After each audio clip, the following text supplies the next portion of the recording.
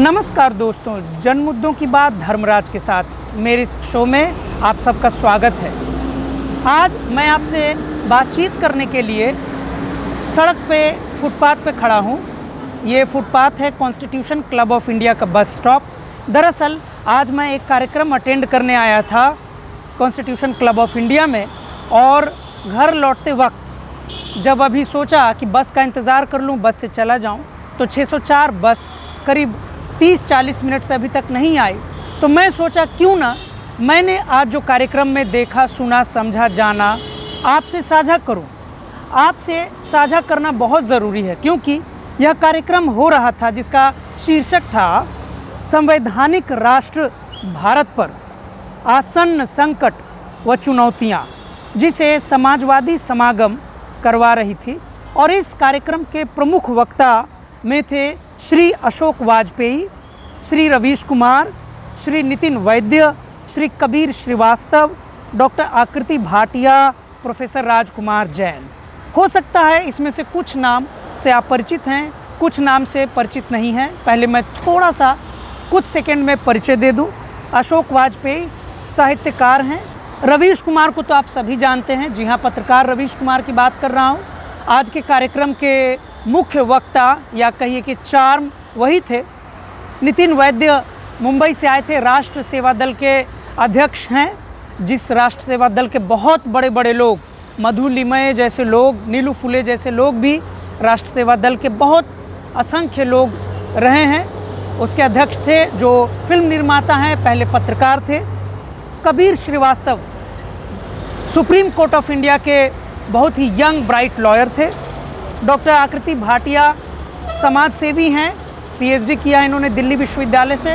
और कहीं भी जन मुद्दों पे बात होती है, मजदूरों पे बात होती है, उनके उत्पीड़न पे बात होती है, आकृति भाटिया उनके लिए हक हुकूक के लिए लड़ने के लिए जानी जाती हैं। और प्रोफेसर राजकुमार जैन, जो दिल्ली विश्वविद्यालय के किसी कॉलेज में प्रोफेसर थे, बहुत बड़े समाजवादी हैं। मैं आपसे बातचीत करने जा रहा हूँ, उसमें ज़रा सा बता दूं, और सबसे महत्वपूर्ण बात जो रवीश कुमार ने कही उस पर मेरी टिप्पणी केंद्रित होगी।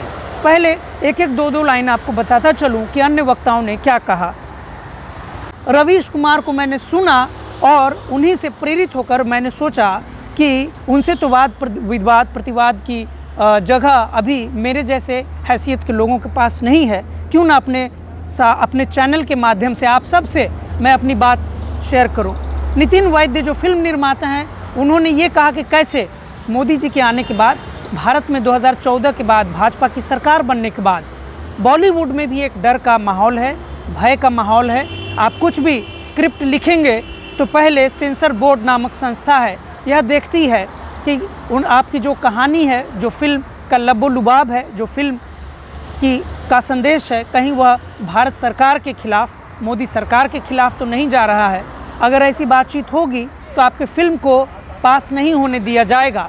और नितिन वैद्य ने सबसे इम्पॉर्टेंट बात कही कि इसकी शुरुआत परजानिया फिल्म से हुई थी, जिसके निर्देशक थे राहुल ढोलकिया। जब उन्होंने यह फिल्म परजानिया बनाई थी तो सेंसर बोर्ड से पास होने के बावजूद पूरे गुजरात में राइट विंग संगठनों ने इसे नहीं गुजरात के सिनेमा हॉल में लगने दिया था। वे कह रहे थे कि तब शुरुआत थी झुंड की राजनीति की, कि आप कोई भी काम करेंगे, किसी की संविधान के अंतर्गत भी आलोचना करेंगे तो कैसे एक झुंड आएगा, आप पर हावी हो जाएगा और आपकी कला को, आपकी संप्रेषणीयता को रोक देगा, आपके कम्युनिकेशन चैनल को रोक देगा, और अपनी बात, साहित्यकार, रंगकर्मी, चित्रकार, फिल्मकार अपनी बात नहीं कह पाएंगे। जाहिर सी बात है कि नितिन वैद्य जी ने एक बहुत बड़ी और बहुत ही इम्पॉर्टेंट बात कही। कबीर श्रीवास्तव ने नानी पालखीवाला को याद करते हुए सबसे इम्पॉर्टेंट बात कही एज ए लॉयर, वकील के रूप में, कि अगर किसी भी भारत के नागरिक को लगता है कि हमारे पास संविधान है और संविधान हमारे अधिकारों की रक्षा करता है, तो वह धोखे में है, मुगालते में है। बिल्कुल हमारे पास संविधान है, वह हमारे अधिकारों की रक्षा करता है, लेकिन इसके पहले कि संविधान हमारे अधिकारों की रक्षा करेगा, पहले नागरिकों को अपने अधिकारों के बारे में सचेत होना पड़ेगा। पहले नागरिकों को अपने अधिकारों की रक्षा के बारे में सोचना होगा। जब नागरिक अपने अधिकारों की रक्षा के बारे में सोचेगा तभी संविधान भी अधिकारों की, नागरिक के अधिकारों की रक्षा करेगा। और सबसे महत्वपूर्ण वक्ता जिस पे खूब तालियां बटोरी रवीश कुमार ही थे। रवीश कुमार ने जो प्रमुख बातें कही वह गोदी मीडिया के इर्द गिर्द थी। जाहिर सी बात है कि भारत में हिंदी पत्रकारिता की दुनिया में रवीश आज एक बड़े हस्ताक्षर के रूप में जाने जाते हैं। और रवीश कुमार ने लगातार तंज पर तंज कसते हुए उन्होंने अपनी बात कही और वो लगातार कहते रहे कि कैसे तमाम दशकों तक पत्रकारिता करने के बावजूद जब वे युवा थे, जवान थे और जब वे पत्रकारिता से जुड़े थे और जब वह काम करते थे तो कैसे आपस में पत्रकारों के बीच में एक जज्बाती बात होते थे। पत्रकारों के मन में भी एक सपने होते थे कि उनकी पत्रकारिता कैसी हो, उनकी स्टोरी लाइन क्या हो, उनसे कौन सा एंगल छूट गया है, कैसे कैमरामैन ने कहाँ पे अपने कैमरे से कमाल दिखाया है और कैसे स्टोरी लाइन जो शब्दों में नहीं आ पाती है, जो लिख कर नहीं आ पाती है, कैमरामैन अपनी तस्वीरों के माध्यम से कह देता है। ये सारी बात कहते हुए अंत में जो बहुत ही महत्वपूर्ण पूरे भाषण के दौरान दो चार बिंदु कह रहे थे।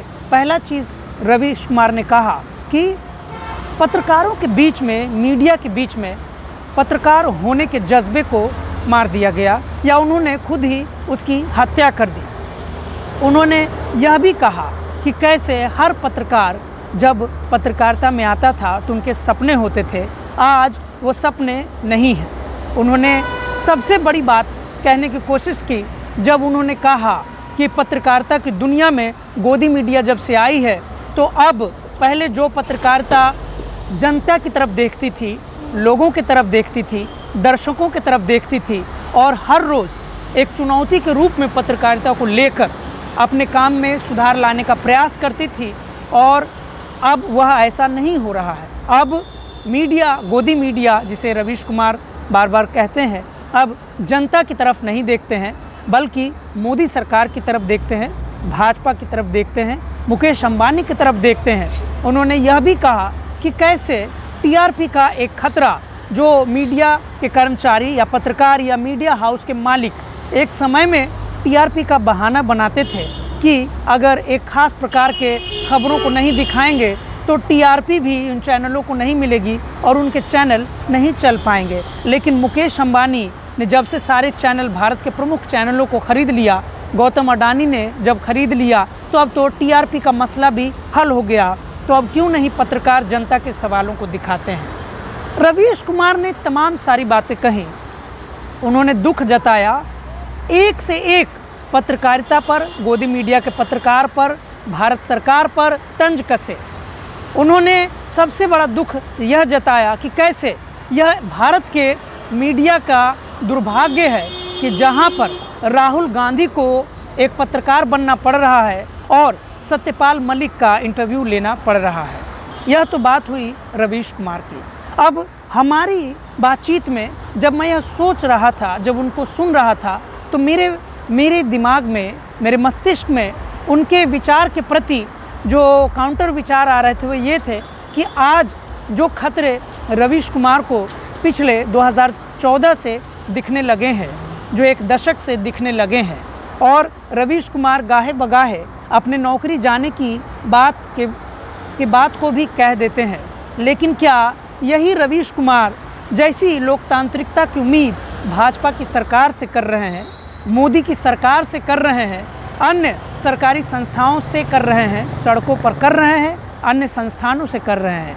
क्या रवीश कुमार कैसे बने हैं और उसमें जो मीडिया हाउस के जो लोकतांत्रिकता है उस पर बात हो सकती है? रवीश कुमार को आज इस प्रकार से इंट्रोड्यूस भी किया जा रहा था जैसे कि भारत में पत्रकारिता की दुनिया में एकमात्र रवीश कुमार लड़ रहे हैं। हालांकि रवीश कुमार ने मोहम्मद जुबैर का नाम लिया। रवीश कुमार ने बताया कि भारत जैसे देश में जहां फेक न्यूज़ एक सबसे बड़ी इंडस्ट्रीज़ के रूप में पनपी है, उभरी है, या कहें, उन्होंने साफ साफ कहा कि फेक न्यूज़ दरअसल फेक न्यूज़ नहीं होता है, वो पॉलिटिकल फेक न्यूज़ होता है जो सरकार की तरफ से चलवाया जाता है। लेकिन सबसे दिलचस्प बात है कि जब आप इस कार्यक्रम के पैनलिस्ट का नाम देखेंगे तो इसमें खुद लोकतांत्रिकता की कमी दिखती है, इसमें खुद डाइवर्सिटी विविधता की कमी दिखती है। आज पूरे देश में रवीश कुमार ने कहा कि वे हिंदू मुस्लिम टर्म का प्रयोग नहीं करते हैं बल्कि एंटी मुस्लिम शब्द का प्रयोग करते हैं। लेकिन रवीश कुमार चाहते तो यह भी कह सकते थे कि जिस मंच पर आज वह वक्ता के रूप में विराजमान थे वहाँ पे एक लाइन कम से कम बोल सकते थे कि यह हमारे समय की हार है कि आज संवैधानिक राष्ट्र भारत पर आसन संकट एवं चुनौतियां विषय पर हम बातचीत करने के लिए आए हैं और मंच पर एक भी मुसलमान या मुस्लिम पत्रकार या मुस्लिम बुद्धिजीवी मौजूद नहीं थे। जिस एंटी मुस्लिम के प्रति रवीश कुमार हमदर्दी दिखा रहे थे, इतने बड़े मुस्लिम आबादी से एक भी व्यक्ति आज मंच से अपने दर्द साझा करने के लिए मौजूद नहीं थे। रवीश कुमार चाहते तो ईमानदारी से यह भी कह सकते थे कि आज जो एक दशक में जो रवीश कुमार जैसे पत्रकार लोकतांत्रिकता के संकट को झेल रहे हैं, भारत का बहुजन समाज सवर्ण पत्रकारों के बीच में, सवर्ण पत्रकारिता के दुनिया में यही संकट भारत की आज़ादी के बाद से झेल रहा है। अगर भारत की आज़ादी के पहले भी जाएंगे तो हम समझेंगे कि कैसे बाबा साहब अम्बेडकर को खुद अपने कई संस्थान मीडिया चलाने पड़े थे। मूक नायक को कौन नहीं जानता है। अगर रवीश कुमार ईमानदारी से भी अपनी बात कहते और एक बड़े परिप्रेक्ष्य में बात करने का प्रयास करते तो वो खुद इस बात से नहीं गुरेज करते कि भारत में या किसी भी देश में पत्रकारिता की दुनिया में चुनौती आज की नहीं है, बल्कि जो लोग भी पूरी दुनिया में लोकतंत्र पसंद लोग रहे हैं उन्हें कभी पत्रकार बन जाना पड़ा है, कभी वकील बन जाना पड़ा है, कभी वे प्रोफेसर बन जाते हैं, कभी वे शिक्षक बन जाते हैं, कभी वे राजनेता बन जाते हैं, कभी वे आम आदमी बन जाते हैं। इसीलिए आप भारत की आज़ादी के समय के जितने भी बड़े नेताओं को देखेंगे तो आपको पता चलेगा कि कोई भी व्यक्ति की एक पहचान नहीं थी। वे एक लेखक भी होते थे, स्वतंत्र पत्रकार भी होते थे, विचारक भी होते थे, वक्ता भी होते थे, राजनेता भी होते थे, शिक्षक भी होते थे और अपनी आजीविका चलाने के लिए छोटे छोटे काम भी करते थे। आप देखते होंगे कि कैसे गांधी ने कई किताबें लिखी। गांधी खुद मीडिया पत्रकार थे, वो अपना एक पत्रकारिता कि छोटे संस्थान या बड़े संस्थान, आप चाहे तो उसे जिस भी कैटेगरी में रख सकते हैं, बड़ा छोटा जैसे भी समझ सकते हैं। खुद गांधी जी चलाते थे, अंबेडकर चलाते थे, बहुत बड़े बड़े लोग, सारे लोगों का नाम इस कम समय के चैनल में नहीं लिया जा सकता है। तो रवीश कुमार अपनी रिपोर्टिंग में जो सबसे महत्वपूर्ण बात नहीं कह रहे हैं कि आखिर पत्रकारिता पर जो हमला है वह मोदी सरकार के समय से हमला नहीं है, बल्कि पत्रकारिता में कम से कम भारत में जो जर्नलिज्म का रूप रहा है ऐसा ही रहा है। जो सत्ता में आता है उसी की बातें चलती हैं, उसी के मुद्दे दिखाए जाते हैं और जो सत्ता में नहीं आ पाते हैं उनकी बातें नहीं चलती हैं, उनके मुद्दों को चैनल में नहीं दिखाया जाता है, उनके नेताओं तक को नहीं दिखाया जाता है। आज रवीश कुमार ने गाहे बगाहे यह बात भी कही कि कैसे जो भारत के युवा नेता हैं आदित्य ठाकरे, राहुल गांधी, तेजस्वी यादव, कैसे विपक्ष उनका मजाक उड़ाता है। लेकिन इसी रवीश कुमार को यह भी कहना चाहिए था, रवीश जी को यह भी कहना चाहिए था कि अगर आप विपक्ष की भूमिका में विपक्ष को देखना चाहते हैं तो आपको इन परिवारवादी घरानों से भी बाहर निकलना होगा। आप सोच रहे होंगे कि मैं वैसी भाषा बोल रहा हूँ जो एक गोदी मीडिया के पत्रकार बोलते हैं। बात ऐसी नहीं है कि अगर हम विपक्ष के रूप में ही सिर्फ बड़े बड़े नेताओं के बेटे को देखने का प्रयास करेंगे एक विपक्षी के रूप में तो हमारा निर्णय गलत हो जाएगा, क्योंकि तेजस्वी यादव, आदित्य ठाकरे या राहुल गांधी जी को अगर हम सीधे सीधे विपक्ष के नेताओं के रूप में पहचान दिलाने की कोशिश करते हैं तो वह भी एक तरीके से बेईमानी ही होगी। हालांकि राहुल गांधी बहुत देर से अंततः लोगों के पास जा रहे हैं। भारत जोड़ो यात्रा उन्होंने निकाली, भारत की जनता से जुड़ने का उन्होंने प्रयास किया और वो धीरे धीरे समझ रहे हैं और भारत के बारे में जो उनकी समझदारी बढ़ रही है वो उनके व्यक्तित्व में भी झलक रहा है। लेकिन क्या यही तेजस्वी यादव ने किया है? क्या यही आदित्य ठाकरे ने किया है? या ऐसा कोई भी बड़ा नेता जिनके पिता खुद भी पूर्व सांसद हैं या वर्तमान सांसद हैं और राजनीति में अपने पिता के दम पे आए हैं, क्या उन्होंने ऐसा किया है? उन्होंने ऐसा नहीं किया है। तो रवीश कुमार को ज़रूरत थी कि अगर वह विपक्षी नेताओं के रूप में किसी का नाम लेते तो ऐसे निष्पक्ष नेताओं का नाम लेते जिन पर किसी भी बड़े राजनेताओं का हाथ नहीं है, बल्कि जब वो जेल जाते हैं तो उन्हें तो कोई बचाने भी नहीं आता और उन्हें साल दर साल जेल में सड़ने के लिए छोड़ दिया जाता है। रवीश कुमार की पत्रकारिता आज के समय में जाहिर सी बात है कि एक चुनौती भरा है। उनके जीवन में भी संकट हैं, हर रोज़ उन्हें धमकी दी जाती है, उनके परिवार को गालियां दी जाती हैं। ये ऐसा बिल्कुल नहीं होना चाहिए। रवीश कुमार तो क्या, किसी के साथ नहीं होना चाहिए। और जाहिर सी बात है कि रवीश कुमार एक समय में चूँकि सबसे बड़े देश के मीडिया हाउस में काम कर रहे थे तो उन्हें वह चीज़ दिखानी पड़ती थी या दिखानी भी जानी चाहिए थी कि कैसे जो सरकारें होती हैं कैसे वो चैनलों को ख़रीद लेती हैं, एडवर्टीज़मेंट के बहाने से उनको प्रभावित करती हैं और अपनी खामियों को उन चैनलों पर प्रसारित नहीं होने देती हैं। और जिस चैनल के माध्यम से रवीश कुमार को आज इतना बड़ा हस्ताक्षर बनने का मौका मिला है, वो पूरी तरीके से उसको स्वीकृत नहीं कर पाए। रवीश कुमार चाहते तो ईमानदारी से यह भी कह सकते थे कि जो पत्रकार जो ज़मीन से स्ट्रिंगर, जिसको अंशकालिक पत्रकार भी कहते हैं, या जो पत्रकार जो छोटे छोटे कम पैसे के लिए बहुत तंगी में चुनौती से घिरे होने के बावजूद रिपोर्टिंग करते हैं, आम आदमी की खबरें लाती हैं आम जनता से, उसे भी बचाने की अपील करते तो भी बड़ा अच्छा लगता। हालांकि बात ऐसी नहीं है कि रवीश कुमार किसी भी पत्रकार को छोटे या बड़े की दृष्टि से देखते हैं, लेकिन एक खास हम सभी जानते हैं कि भारत की पत्रकारिता दरअसल सवर्ण पत्रकारिता है और इसके सबसे बड़े लाभार्थियों का नाम अगर आएगा तो उसमें रवीश कुमार का नाम भी आएगा।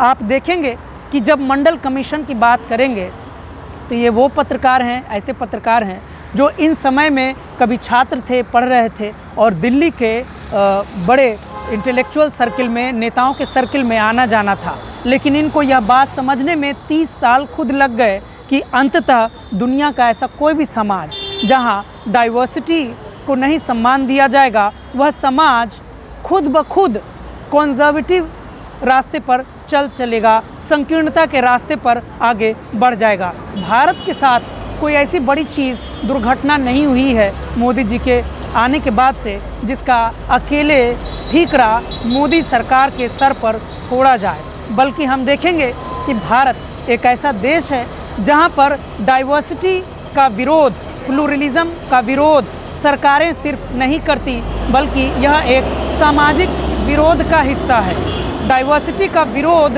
समाज में है, प्लूरलिज्म बहुलतावादी समाज का विरोध बल्कि बड़े बड़े इंटेलेक्चुअल ने किया है। इसीलिए हम आज देखेंगे कि SC ST OBC मुद्दे को लेकर जहां आज खुद राहुल गांधी अपने प्रेस कॉन्फ्रेंस में कह रहे हैं कि आप में से कितने लोग SC ST OBC हैं, वहीं रवीश कुमार एक बार भी मंच से नहीं पूछ रहे हैं, नहीं कह रहे हैं कि आज जो संवैधानिक राष्ट्र भारत, इतने बड़े भारत देश के पर आसन्न संकट एवं चुनौतियों पर बातचीत होने के लिए पैनलिस्ट का लिस्ट बना और उसमें एक भी गैर हिंदू नहीं थे और लगभग जितने भी थे अशोक वाजपेयी ब्राह्मण, रवीश कुमार ब्राह्मण, नितिन वैद्य संभव है कि यह मराठी ब्राह्मण होंगे, कबीर श्रीवास्तव कायस्थ, आकृति भाटिया जी को नहीं जानता हूँ, राजकुमार जैन भी जाने अनजाने मुझे लग रहा है सवर्ण ही है। तो ऐसा कैसे संभव है कि आप जिस बात की आलोचना दूसरों की कर रहे हैं, आप दूसरों की आलोचना जब कर रहे हैं और वही गलती आप बार बार कर रहे हैं। तो आज के इस कार्यक्रम से यही सीख लेनी चाहिए। आपसे मैं विचार साझा कर रहा हूँ कि आज का जो मंच था जिसमें मोदी सरकार को कोसा गया, मोदी सरकार की आलोचना की गई, लाजमी है, की जानी चाहिए थी, सबका अधिकार है, लेकिन जिन मानदंडों पर मोदी सरकार की आलोचना की गई, क्या वही मानदंडों से ऐसे सभाओं, ऐसे सेमिनारों और ऐसे कार्यक्रमों की आलोचना नहीं की जानी चाहिए? इसी के साथ मैं आप सबसे विदा लेता हूँ। तब तक के लिए शुक्रिया, धन्यवाद।